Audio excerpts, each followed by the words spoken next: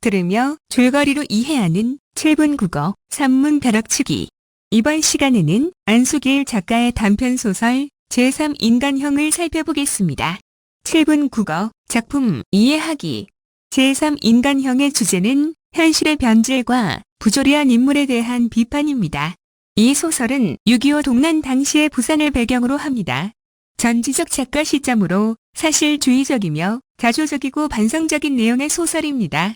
전쟁으로 인해 피폐해져가는 인간형과 새로운 각성으로 거듭 태어나는 인간형을 대비하여 지식인의 좌절과 방황을 그리고 있습니다.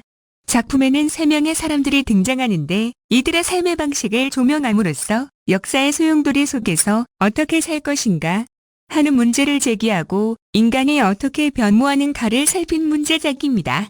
제3 인간형은 6.25와 피난 생활이라는 특수 상황 속에서 전쟁을 겪은 지식인 작가를 주인공으로 삼아 삶을 살아가는 방식의 문제를 탐구한 전후 소설입니다.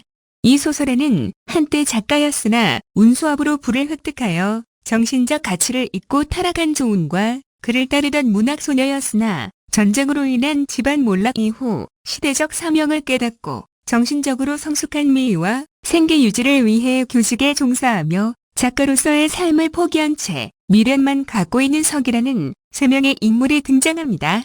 이 3가지 삶의 유형을 통해 인간성이 황폐해지고 생존 자체가 지상 과제가 되는 비극적 상황에서 바람직한 삶의 방향이 무엇인지에 대한 고민을 제시하고 있습니다. 7분 국어 작품 줄거리. 석은 한때 작가였다가 6.25 동란 후 피란지인 부산에서 교원 노릇을 합니다. 교직에 처음 들어왔을 때에는 다시 글쓰기를 희망했으나 현실에 치여 그러지 못합니다.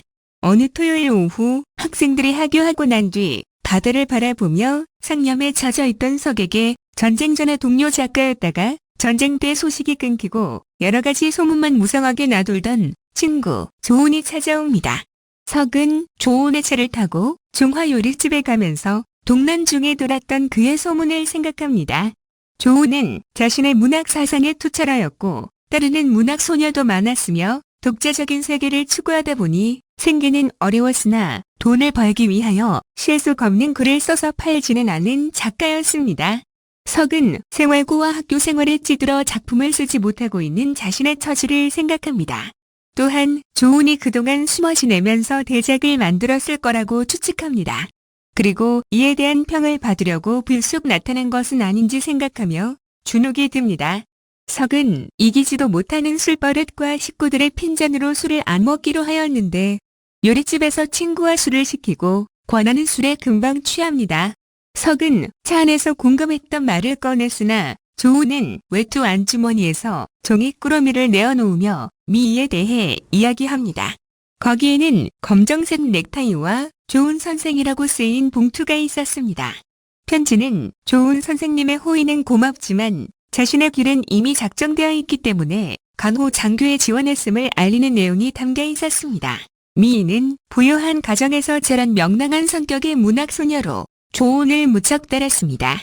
6.25가 일어나기 전에 미희는 조은이 항상 검정 넥타이를 메고 다니는 것이 인생에서 무엇에 대한 신념의 상징이냐고 물으며 자신은 세상에 태어난 걸 감사하며 즐겁게 산다고 하고 새로 넥타이를 사주며 인생을 밝게 살아보라고 조은에게 말했다고 합니다.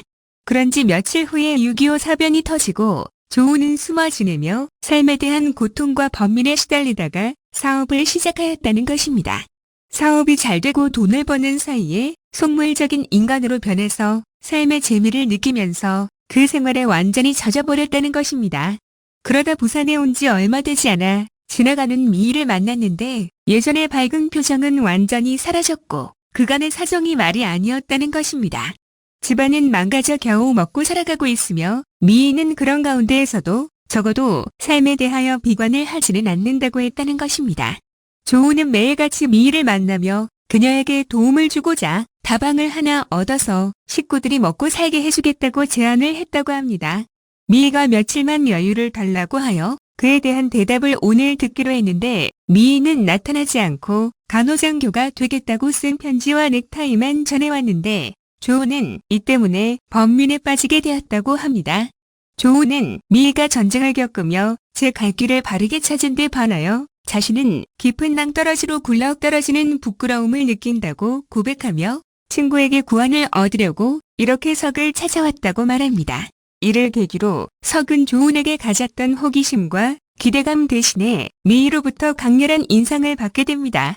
그리고 조은이 받은 충격 이상으로 자신도 충격을 받게 됩니다. 석은 술을 많이 먹었지만 집에 와서도 주정을 하지 않았습니다. 자리에 누워서 미희는 사변으로 저렇게 용감하게 시대에 대응하는 사람으로 변해 있는데 자신은 무엇냐고 자책합니다. 그러면서 이런 자신도 사변이 만들어낸 하나의 타입의 인간이라고 생각해봅니다. 7분 국어 심화학습 등장인물의 성격입니다. 조은은 시대적 변화에 민감한 인물입니다. 석과 마찬가지로 미희에게서 강한 인상을 받습니다. 미희는 시대적 요구가 무엇인지 정확하게 파악하는 진실한 인물입니다. 철부지 문학소녀였으나 신념의 인간으로 성숙합니다. 석은 어떤 불효에도 끼지 못하는 인물입니다. 미희의 이야기를 듣고 감명을 받지만 스스로에 대해서는 자책하며 괴로워합니다. 전쟁이 빚어낸 세 가지 인간형입니다. 제3인간형은 6.25와 피난 생활이라는 특수한 상황 속에서 세 사람의 삶의 방식을 조명하여 어떻게 살 것인가라는 화제를 던짐으로써 전쟁을 겪으며 인간이 변모하는 모습을 살핀 문제작입니다. 작품 속에 등장하는 인물들의 유형과 삶의 변화 과정은 다음과 같습니다. 조은의 본명은 최춘택입니다. 독특한 철학적인 문제를 난삽한 문체로 표현하는 작가로서 개성이 강한 인물입니다. 자신에게 충실하고 문학에 대한 결백성을 굳게 지켜 존경을 받게 됩니다. 세속적인 것에 최연하고 세상일을 진지하게 생각하기 때문에 동료들뿐 아니라 문학소녀들 사이에서도 존경의 대상이 됩니다. 그러나 6.25 전쟁이 발발하면서 문학을 버리고 사업에 손을 대어 돈을 법니다. 몸이 불안하고 생활에 여유가 생기면서 깊이 생각하는 일도 없어졌고 술과 여자 속에서 살아갑니다. 6.25 이전에는 반세속적이었던 그가 무능한 문인의 길을 버리고 철저하게 세속적인 인간형으로 변신한 것입니다. 마치 염상섭의 소설 두파산에서 김호김과 같은 변모를 보여줍니다.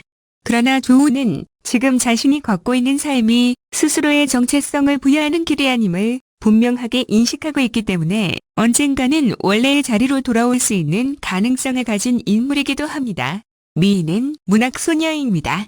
모 회사 중역의 외동딸로 입는 것, 말하는 것, 행동하는 것 하나하나가 가볍고 진중하지 않았던 철부지 아가씨였습니다. 문학을 하겠다고 조은을 따라다니던 미희는 6.25가 일어나 집안이 몰락하고 부산으로 피난해 가서 밑바닥 생활을 하면서 성숙한 인간으로 변모합니다.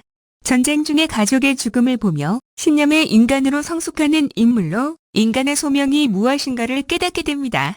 조은의 경제적인 도움을 거절하고 간호장교 시험을 치르는데 이때 조은 선생이라고 쓴 봉투와 검은 넥타이를 조은에게 보냅니다. 현실에 절망하지 않고 오히려 그것을 수용하며 자신이 살고 있는 사회를 위해 할 수 있는 일이라고 생각하는 간호장교의 길을 결단하고 떠나게 됩니다. 석은 작가이자 교사입니다. 전쟁 전에 신문사에서 근무하며 작가 활동을 하였습니다. 6.25가 일어나자 피난지인 부산에서 생계를 위해 교환이 되었습니다.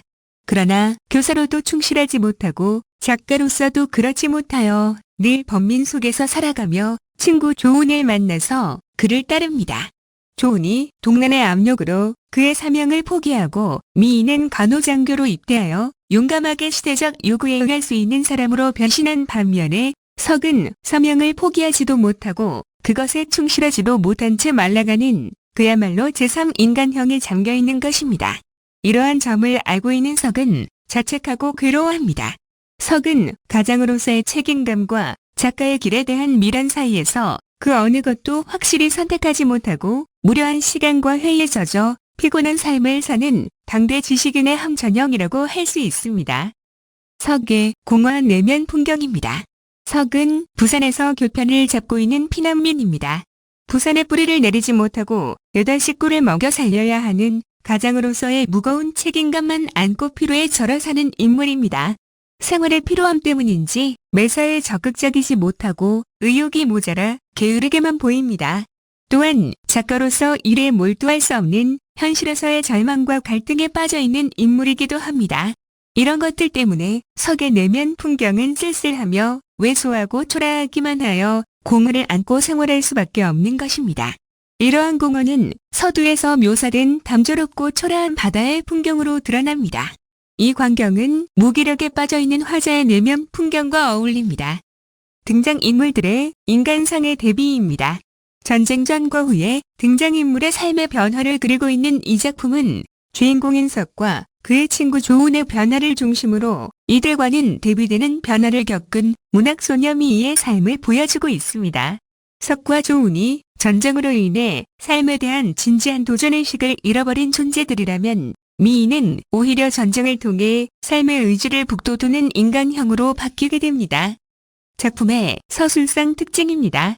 제3인간형은 자조적이고 반성적인 어조로 서술되었습니다. 서사적 스토리보다는 인물의 내면의식을 중심으로 이야기를 이끌어 나갑니다. 별다른 서사 구조가 없는 미미한 흐름 위에 주인공의 내면의식에 대한 묘사 위주로 이야기를 전개하고 있습니다.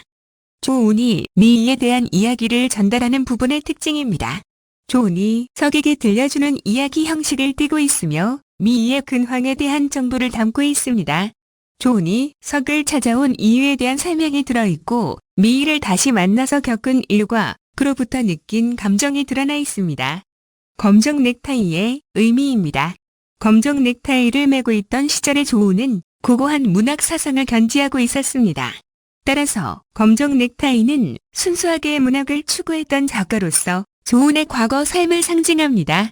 그러나 이후에 조은이 타락하고 말았는데 미희가 조은의 그러한 삶을 바라보며 넥타이를 선물함으로써 조은의 자각을 유발하여 옛날의 순수로 돌아가기를 바라는 것입니다.